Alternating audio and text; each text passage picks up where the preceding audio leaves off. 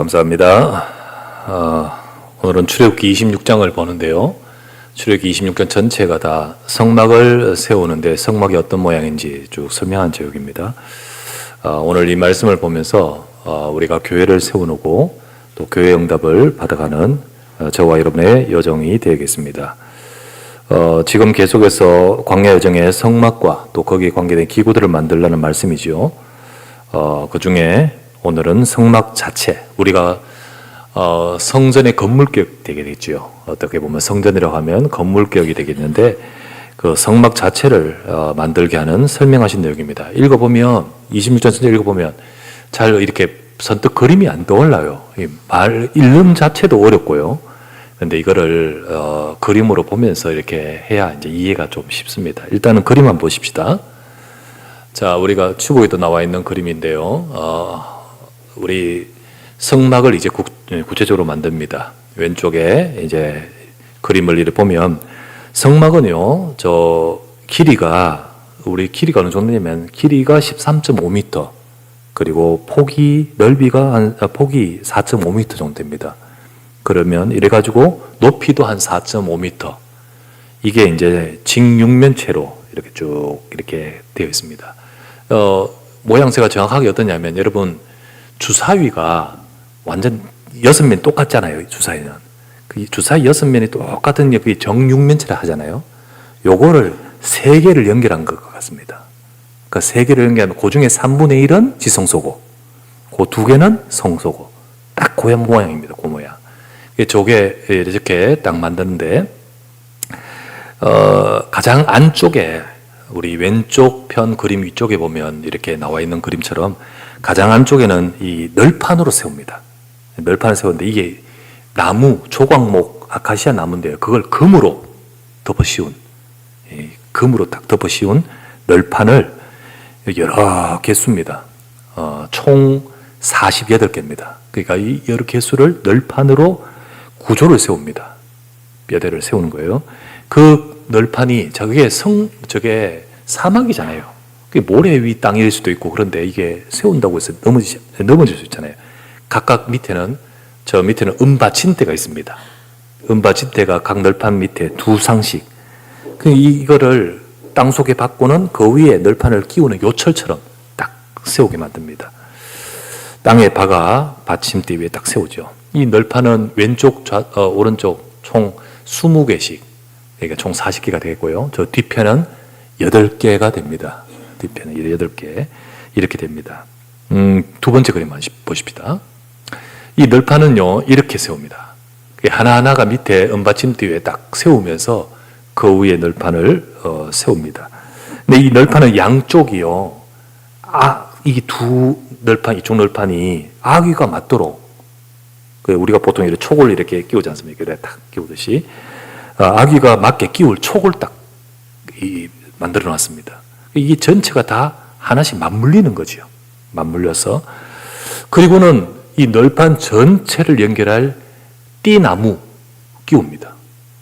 띠나무를 막 끼워요. 끼우는데 총 5개인데 그 중에 중간에 거는 중간에 관통해서 끼웁니다. 이렇게 끼워요. 여러분, 이게 전체가 꽉 끼고 흔들리지 않도록 완전히 세워지는 거죠. 자, 다시 앞 그림으로 돌아가십시다. 그렇게 한 이후에 그 위에 4종류의 천막 덮개로 덮습니다. 저게 얼마나 무거운지요. 만약에 저게 튼튼하지 않으면 천막이 어떻게 견디겠습니까? 근데 이 튼튼하니까 그 위에 세마포, 그리고 그 위에 2번째는 염소털, 그리고 3번째는 붉은 물들인 수양 가죽, 그리고 4번째는 해달 가죽으로 천막을 덮어 씌움으로써 이게 성막이 됩니다. 그 중간에는 휘장을 딱 세워서 지성소와 성소를 구분하고 제일 앞쪽에도 휘장을 내려서 입구로 이렇게 들어가도록 입구를 만듭니다. 이게 전체가 이제 성막입니다. 자, 여러분 방금 보았다시피 이제 이것은 성막이 흔들리지 않게 든든하게 세우는 구조죠. 딱 든든하게 아주 세우는 구조입니다. 그래서 하나하나가 무너지지 않도록 꽉 끼어서 널판 하나하나를 세우고, 그리고는 그 위에 이 덮개인 이게 휘장을 덮는데 그것도 한 개가 아니라 처음에는 보드론, 세마포, 그리고 이제 점점 해서 마지막에는 아주 뭐 해달 가죽으로 쫙 덮어 씌웁니다. 야, 그래서 이게 흔들리지 않는 든든하게 세워지는, 예, 사막에 있을 때 이게 바닥이 뭐가 튼튼하겠습니까? 바닥이 뭐가, 근데 그래도 흔들리지 않도록. 그리고 여러분, 태양빛이 얼마나 강합니까? 그죠? 그리고 뿐만 아니라 모래바람이라든지 그리고 습기다든지 이런 것은 외부 요인으로부터 든든하게 막을 수 있는 이런 구조인 겁니다. 이렇게 흔들리지 않고 든든하게 세운 이 성막이요, 몇 년 가는지 아십니까? 저 성막이? 저 모세가 세우고 나중에 성전이 세워질 때까지 저 성막이 가는데요, 저 성막이 500년 갑니다. 그때 이제 성막 다윗이 해서 솔로몬이 세울 때가 앞으로 500년 후입니다. 근데 이게 성막이 나중에 가나안 땅 들어가서도 이거 실로 또 기브온 이디오 땅으로 옮기면서 이 성막을 계속 유지할 수 있도록 이 성막이 그때까지 갑니다. 이게 어마어마하게 튼튼하기도 하고, 그리고 하나님이 그렇게 이렇게 세워지게 만든 거죠. 이처럼 여러분, 우리는 교회를 든든히 세워야 될 줄 믿습니다. 교회를 든든히 세워야 돼요. 이거 건물을 말하는 게 아니에요. 우리 건물 튼튼하게 세워져 있습니다. 그죠? 근데 이 건물을 말하는 게 아니고 교회가 흔들리지 않고 든든하게 흔들리지 않도록 세워져야 된다는 뜻이고요. 그리고 우리 세대를 넘어서 다음 세대로 넘어가도록 든든하게 세워지겠죠. 그리고 뿐만 아니라 외부로부터, 외부의 침해, 어떤 이렇게 햇빛이라든지 이런 것으로부터 이렇게 막듯이 사실은 교회가 여러 외부적인 요인도 많을 수 있거든요. 그런 모든 것들로부터 든든하게 세워지는, 지켜가는 그런 교회가 되겠죠. 자, 우리가 이렇게 성막을 세우게 하는 그림을 봤을 때 그 성막을 세우는 그 모든 것들, 그 요소 속에 한 부분이 우리가 되어야 됩니다. 하나님은 이 건물을 말하는 것이 아니라 이게 우리 자체가 교회잖아요. 그 한 부분으로 우리가 들어가서 우리가 전체가 이렇게 든든하게 세워지는 교회가 되어지겠죠. 자, 성막, 성전, 교회 같은 맥락이라 있습니다. 성경 한 군데 보면 에베소서 2장 20절에서 22절에 보면 이렇게 나옵니다. 자, 자세히 한번 볼게요. 너희는 사도들과 선지자들의 터 위에 세우심을 입은 자다. 그리스도께서 그 속에 모퉁이 돌이 되어, 그리스도도 한 돌이 되어서 이제 성전을 지어지는데 그 안에서 건물마다 서로 연결하여 주 안에서 성전이 되어가고, 너희도 성령 안에서 너희도 그 속에 한 부분이 되어 하나님이 거하실 처소가 되기 위하여 그리스도 예수 안에서 함께 지어져 가느니라. 이 성전으로 세워지는 성전 혹은 성막 같은 맥락입니다. 그 속에 너희가 그 한 부분이고, 그렇게 함으로써 하나님의 성전, 하나님이 거하실 처소, 건물이 아닌 진짜 하나님이 이 땅에 임재하시며 역사하실 그 성전된 교회에 우리가 한 부분으로 세워져 가는데, 너희가 그 속에 우리가 세워져 가는 것이다. 그래서 우리가 성막이고 성전, 교회로 지어져 가야 되는 겁니다. 그런 뜻이죠. 서로가 꽉 끼워져 가지고 든든히 지탱하는 널판처럼, 혹은 그리스도를 모퉁이 돌이 되어서 우리가 한 부분의 돌이 되어서 전체가 성전으로 지어져 가듯이 우리가 그렇게 교회, 복음 안에서 세워져 가야 된다는 거죠. 만약에 아까 우리 보았던 그림 중에 널판 하나가 사정이 생겨가지고 빠졌다 하십시다. 그러면 이 구조가 어떻게 될까요? 흔들릴 수밖에 없잖아요. 이게 이 어마어마한 무거운 천막을 덮어 씌울 수가 없잖아요. 그때 어떻게 되죠? 그때는 또한 그것을 대신할 다른 널판을 또 끼워서 세워져야 되지 않습니까? 하나님은 이와 같이 교회가 든든하게 설 수 있도록 하나님 일꾼을 준비하십니다. 그리고 그 속에 응답받을 너희가 그 속에 그리스도 안에서 지어져 가라 라고 표현했다시피 우리가 그런 응답받을 일꾼으로 교회로 되어져 가야 될 줄 믿습니다. 그 응답을 누가 누려야 되죠? 내가 누려야 되는 거예요. 내가 그 속에 교회가 세워져 가는 그 속에 한 부분으로 우리가 함께 해야겠죠. 우리는 지금 이 말씀을 통해서 우리 인생 여정에 교회 응답 받아야 됩니다. 그리고 교회를 세우고 또 교회 응답을 받도록 말씀을 주고 계십니다. 여러분과 제가 이 축복을 받아가기를 주의 이름으로 축원합니다. 첫 번째 보실 말씀. 하나님의 백성이 응답받을 성막입니다. 하나님은 이스라엘 백성에게 광야 여정에 있는 이들에게 성막을 지으라 하셨습니다. 그 짓는 중에 앞에 이제 우리가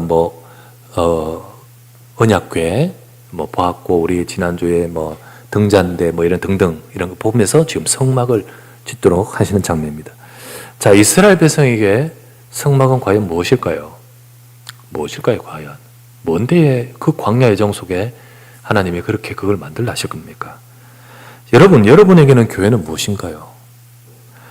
왜 하나님은 광야 여정 중에 있는 이스라엘 백성에게 성막과 관계된, 또 그와 관계된 기구들을 만들게 하셨고, 우리 인생 여정 속에 하나님은 우리에게 교회를 주셨을까요? 하나님의 백성들이 내 삶, 자기 삶을 언약 속에서 살도록 하기 위함입니다. 우리가 언약 속에서 살아가도록 하시기 위해서 하나님은 성막, 우리에게 교회, 하나님 주시는 겁니다. 성막과 또 그것과 관계된 그 모든 기구들이나 모든 나중에는 옷도 만들고 여러 가지 모든 것들, 이 모든 것들은 앞으로 오실 그리스도의 복음의 약속, 그리고 그 속에 담겨있는 구원의 축복을, 그 내용을 시각화된 말씀입니다. 그걸 이게 시각화된 하나님의 말씀이라고 할 수 있습니다. 성막 자체가 하나님의 말씀이에요. 그게 하나님의 우리에게 주시는 언약의 말씀으로 그들에게 주셨습니다. 이스라엘 백성들이 광야 여정을 살아갈 때 그 언약을 늘 보고 그 언약을 붙들고 그러면서 응답받게 하나님은 이 성막을 주신 겁니다. 여러분, 우리 현실 여정에 여러 가지 필요합니다. 인맥도 필요하고 학력도 필요하고 실력도 필요하고 자격증도 필요하죠, 그죠? 그리고 또 뭡니까? 경제, 돈도 필요하고 다 필요합니다.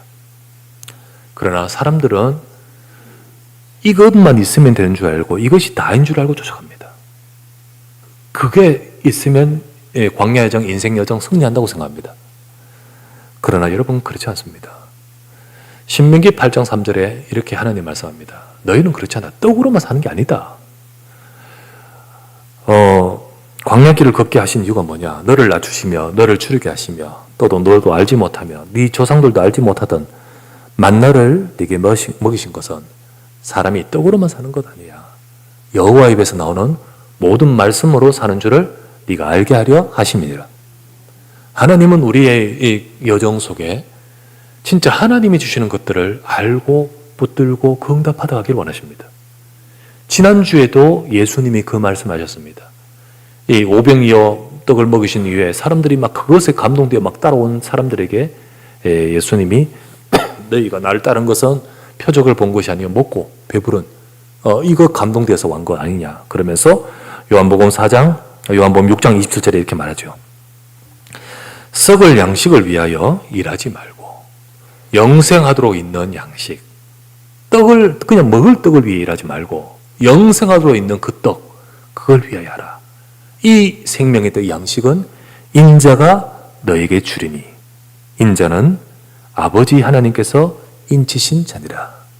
아버지 하나님께서 그리스도로 세우신 그를 통하여 영원한 양식을 주시는 겁니다. 그것을 붙들고 그것을 가지고 살아갈 수 있는 자가 되라는 거죠. 성도는 광야 여정을 살아갈 때 물론 이 땅의 것 필요합니다. 필요해서 하나님 주시기도 하고 주십니다. 이 땅의 것만이 아니라 복음의 약속을 붙들고 하나님의 인도로 살아가야 됩니다. 그게 우리의 여정을 승리하는 길입니다. 하나님이 그렇기 때문에 성막을 주신 겁니다. 교회는 성도들이 이 땅의 여정 속에 언약 잡고 하나님의 인도로 살아갈 수 있게끔 합니다. 하나님은 교회를 그렇게 해서 주신 겁니다. 광야 여정 속에 성막을 세우라 라고 하셨듯이 우리 여정 속에 이 교회를 세우고 교회에 응답받고 이 교회를 통하여 우리의 응답을 받아가야 됩니다. 그게 하나님께서 원하시는 겁니다. 우리는 진설병상 지난번 보았고 등잔대, 분향단, 그리고 오늘은 성막 세우라. 이렇게 하셨듯이 우리의 여정 속에도 이 비밀을 담고 있는 교회를 세우고 응답받아야 될 줄 믿습니다. 이 비밀이 담겨 있는 교회의 응답을 받아야 되고, 이 비밀이 담겨 있는 교회를 세워야 되고, 이 비밀을 가지고 우리 교회의 응답 가지고 가야 되는 겁니다. 그럴 때 우리 여정 삶이 하나님으로 이끄실 응답을 받습니다. 우리 삶이 어디로 가야 될지 광야 같은 길에 헤매면서 가지 않고 우리의 인생이 하나님의 응답을 받아가고, 또 어려운 광야 상황이잖아요. 광야 같더라도 하나님이 그때 주시는 하나님의 인도와 역사를 보게 되는 것입니다. 여러분, 우리 모두가 이스라엘 백성에게 하나님 백성이 응답받을 성막으로 주셨듯이 우리 모두가 이러한 응답받는, 교회 응답받는 우리 모두가 되시기를 주 예수 이름으로 축원합니다. 두 번째, 그러면서 그리스도를 통해 지성소 보좌 앞으로 나갈 축복을 우리 받아야 하는 겁니다. 우리는 성막으로 나가고 더 나가서 이제는 그리스도를 통해 더 깊이 들어가는 보좌의 축복을 받아가는 저와 여러분 되셔야 되는 겁니다. 성막은 우리가 하나님을 만날 은혜를 가득 담은 곳입니다. 이스라엘 백성이 그 하나님이 함께 하신다는 비밀을 성막이라는 이걸 통해서 보고 확인하면서 그걸 누리는 겁니다. 하나님은 이스라엘 백성에게 함께 하시는 비밀을 보여주십니다. 그 은혜를 가득 담은 곳이 성막입니다.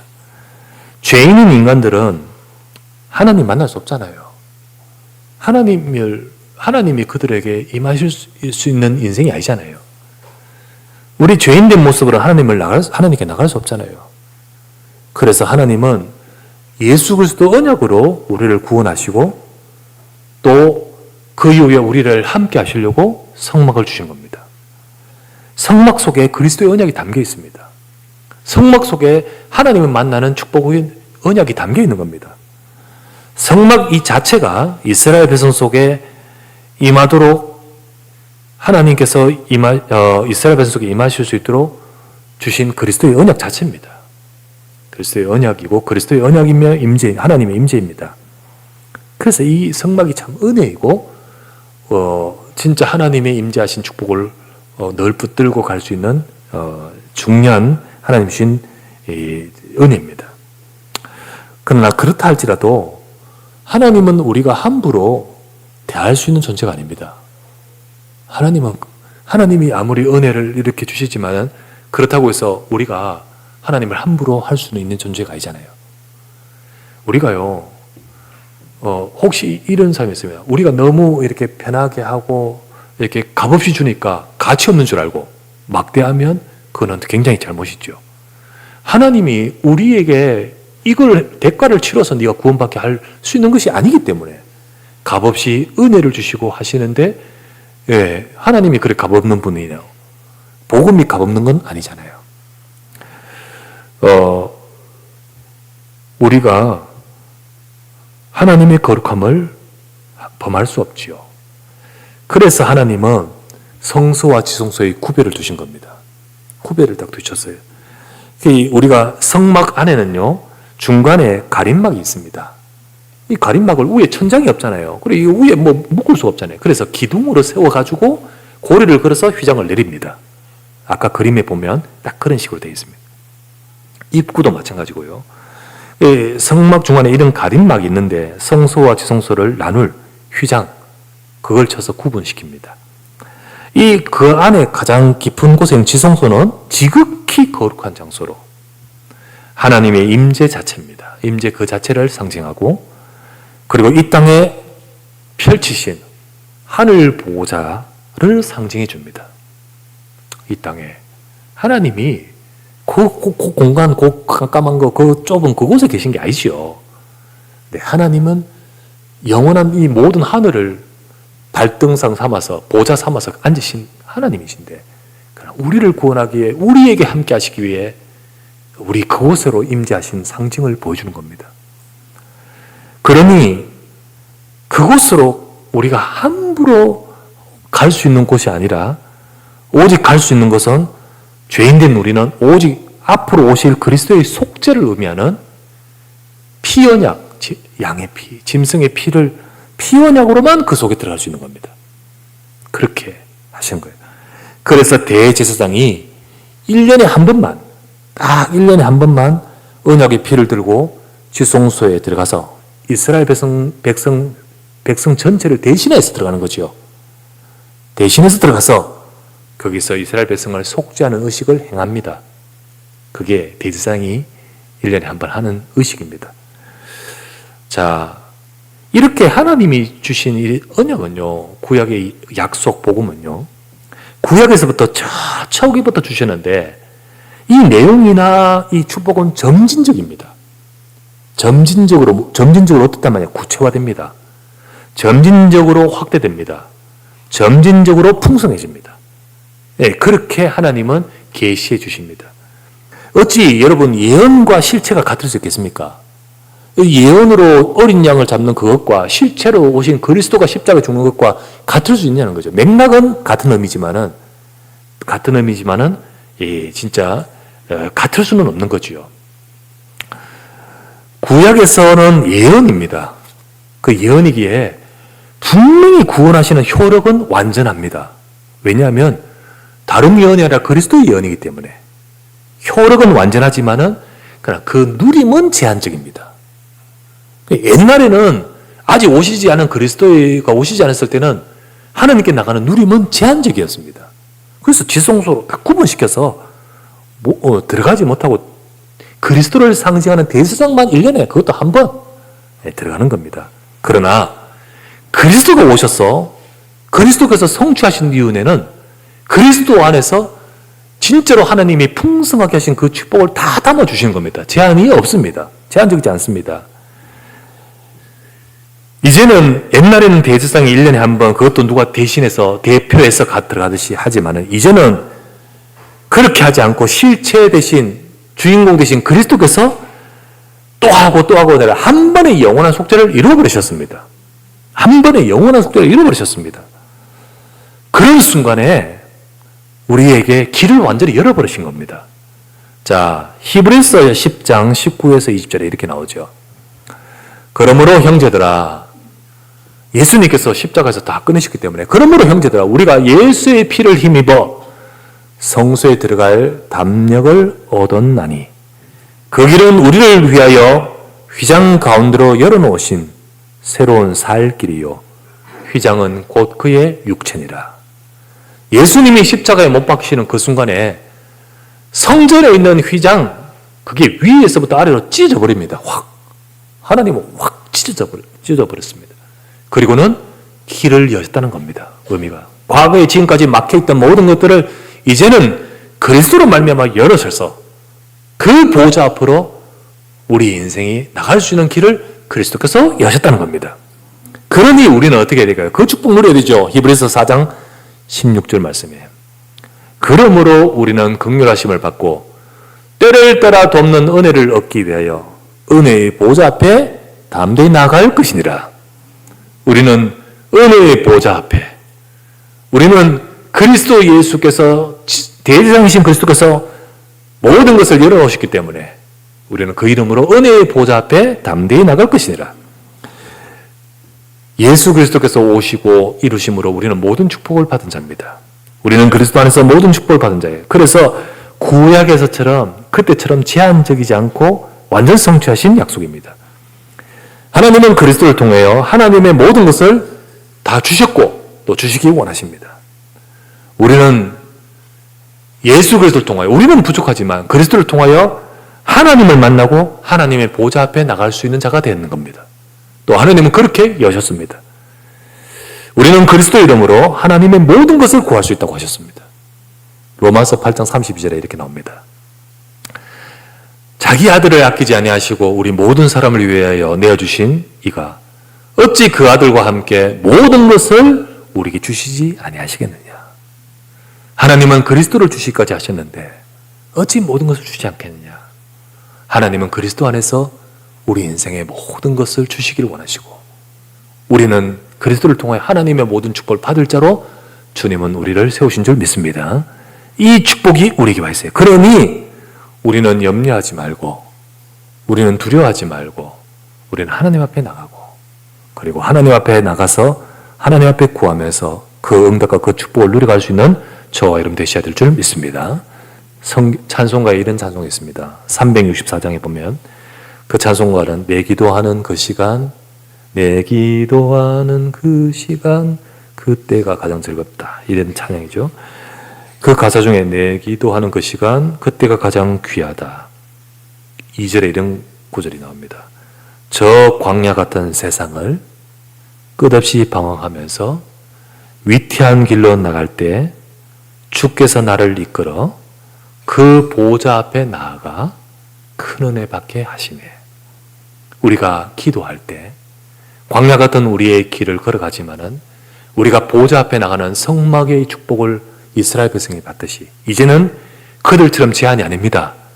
이제는 예수 그리스도 이름으로 정말로 보좌 앞에까지 나가면서 하나님이 광야 같은 우리 인생의 길을 방황하지 않고 응답받을 수 있도록 우리는 기도의 축복을 누리도록 우리 주신 줄 믿습니다. 이 비밀을 누려가면서 지성소 보좌 앞으로 나갈 축복된 저와 여러분 되시기를 주 이름으로 축원합니다. 세 번째 말씀, 그러므로 성막을 가까이 하는 사람 되십시다. 성막을 가까이 하는 사람. 비록 구약에서 제한적이었다 할지라도 구약에서부터 늘 성막과 성전을 가까이 하며 하나님께 나간 사람은 특별한 하나님의 은혜와 응답을 받았습니다.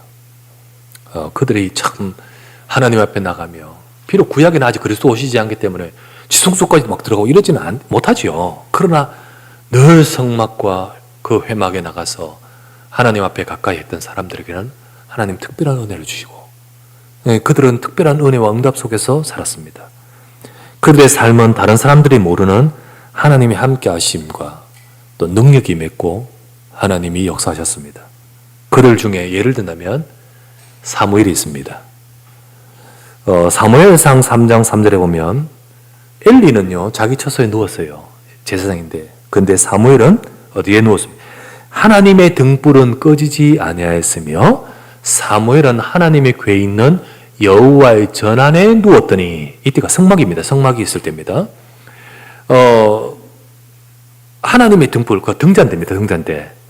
늘 꺼지지 않도록 제사장 된 자가 늘 했는데 엘리 아들들은 관심도 없고 사무엘이 늘 그 등불을 켜주고 여호와의 궤 안에 있는 전, 바로 지성소가 말고 성소 있잖아요. 성소. 그 안에서 그 밤에 함께하면서 누웠더니 라는 의미입니다. 그때 여호와께서 사무엘아 사무엘아, 그 하나님을 만나는 장면이 나오죠. 우리 다윗을 보십시오. 다윗은 도망 다니면서 그러면서 힘든 시기에 이 시편을 고백합니다. 시편 23편 보면 여호와는 나의 목자시니, 이 고백이 있잖아요. 그죠? 6절에 이렇게 나옵니다.